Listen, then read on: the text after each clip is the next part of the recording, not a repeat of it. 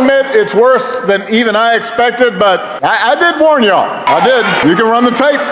In Donald Trump's mind, the military does not exist to serve the Constitution or the American people. Like everything else, he thinks the military exists to do his bidding. And he has said that if he's elected, he'll use the military to go after, quote, the enemy within, which he seems to define as anybody who criticizes him. Trump's other big idea is to slap a tariff on everything from food to TVs. Now, almost every economist who has looked at this idea says that won't lower prices, that makes prices higher. Donald Trump's former chief of staff said that Trump told him he wanted his generals to be like Hitler's generals. Now, in politics, a good rule of thumb is don't say you want to do anything like Hitler.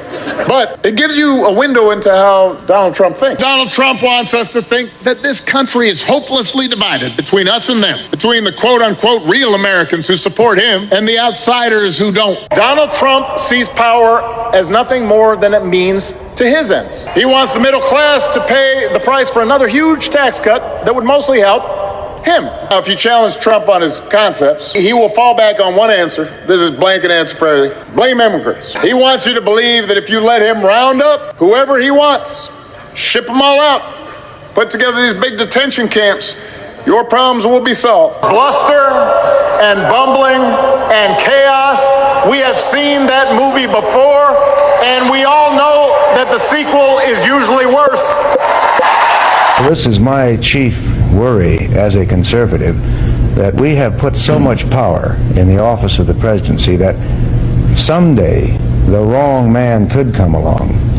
And I wouldn't be so concerned about whether he could use these powers to perpetuate himself in office, but how he would use these powers to destroy people that disagreed with him, to pile up voters where voters don't usually pile up. Listen to President Obama's warning to all of us this morning and tell me if you agree. I've become increasingly concerned about the rising wave of authoritarianism sweeping the globe. We're seeing politicians target civil society, undermine freedom of the press, weaponize the justice system. And no one is being spared. Even countries that thought they were immune from wholesale assaults on democracy now understand we're all part of this struggle. Did anyone hear Obama's speech today? He just dropped one of the hardest, coldest lines I've ever heard out of any human being's mouth in my life.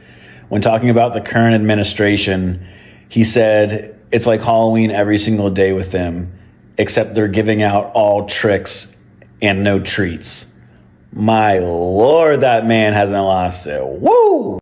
Listen to President Obama's stark warning to Americans about what's happening in our country right now.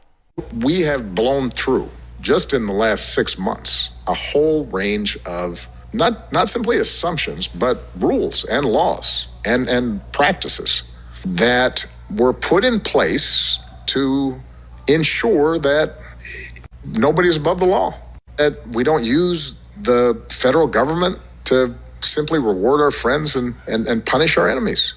Who wants Obama back?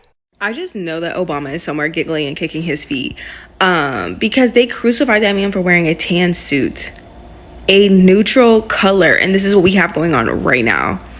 Like, I know he's somewhere sitting back. Like, I bet you wish you had me in my tan suit now, don't you? Like, you want me to spin back, don't you? I just know he feels so vindicated right now. Like, I'm sure that he's like aghast at the state of our like future and like whatever. Sure. But I know that he's also giggling and kicking his feet because, like, truly, tan was the worst thing that had ever happened to the United States. Y'all want to know why they hate Obama so much? Watch this. You have a power to stop deportation for all of that. Actually, I don't. And that's why we're here. I need your help. Okay. Stop deportation! Stop deportation! Thank you. All right. Stop deportation! What I'd like to do... No, don't worry about it, guys. Okay, let me finish. Let me. How about these guys don't need to go. Let me finish. I respect the passion of these young people because they feel deeply about the concerns for their families.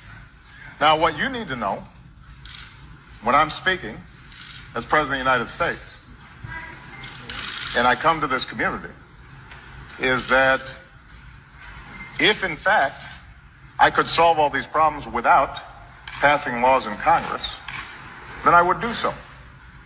But we're also a nation of laws. That's part of our tradition. And so the easy way out is to try to yell and pretend like I can do something by violating our laws. And what I'm proposing is the harder path, which is to use our democratic processes to achieve the same goal that you want to achieve. But it won't be as easy as just shouting. It requires us lobbying and getting it done. So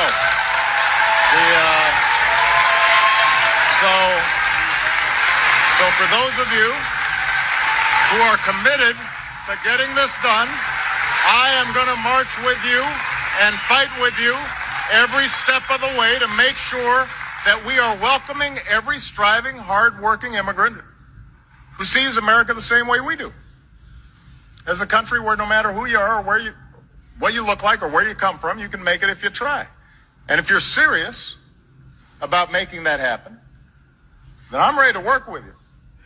But it is going to require work. It is not simply a matter of us just saying we're going to violate the law. That's not our tradition. But the great thing about this country is we have this wonderful process of democracy, and sometimes it is messy and sometimes it is hard. But ultimately, justice and truth win out. That's always been the case in this country. That's going to continue to be the case today. They know they could never. They know they could never. And that's why they hate him. That's why he is so far under their skin. And it's I hate to say unfortunate, but it's kind of unfortunate that he did follow the law and follow the process, because the other people hated him for doing that. If he would have broke the law and not followed the rules or whatever the case may be, this would have been a completely different conversation. But Republicans hate him because they cannot be him. The weird videos of a U.S. president with a crown on his head flying a fighter jet and dumping poop on protesting citizens, all of that is designed to distract you from the fact that your situation has not gotten better. Imagine the Fox News outrage if Obama had posted a video of himself dropping poop on MAGA supporters. Could it be that people are really, really realizing their mistakes? Like, oh, we never gave President Obama the whole accolade he deserves. Could that really be? Because right now, a whole lot of his videos have been popping up my timeline, to be honest. On my FYP, like, I've been seeing videos of, warnings he gave about Trump.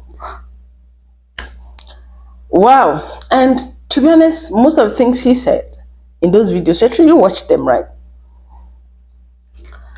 Now, the question I'm asking is, why is it that a lot of people never liked him when he was president? I know he had some weird ideologies that even me, I find really, really, really, uncomfortable with, right? But then, why is it that people now are beginning to see, oh, this man was really, really, really the president that, was one of the best presidents ever. And yet we still never gave him the accolade he deserves. People are beginning to post videos of him. And again, that video you watched about, the man that prophesied like 60 years ago about Trump, like, is really, really, really, really shocking. To be honest, like, if you ask me my own opinion, I hope he should run for the third term. Or what do you think? He should come and run. Are you going to vote him? I asked that question in my video yesterday, and you all didn't answer me. But the way it's going and the kind of love and acceptance he's getting, and people are beginning to realize, oh my God, we made mistakes. Oh, this man warned us and all of that. I believe if there will be something like a third term, that guy will be good, right? And I like the fact that he listened to people. You see him on debates. He's so calm and articulated. He wants to listen to the smallest person in every group talk. And that is one of the biggest quality of a very good leader. Honestly, he's really a good one to actually look out for. Would you vote for him? Let me see that in the comments. Don't forget to subscribe, like, share this channel, and always come back here. I'll see you next time. Bye, guys.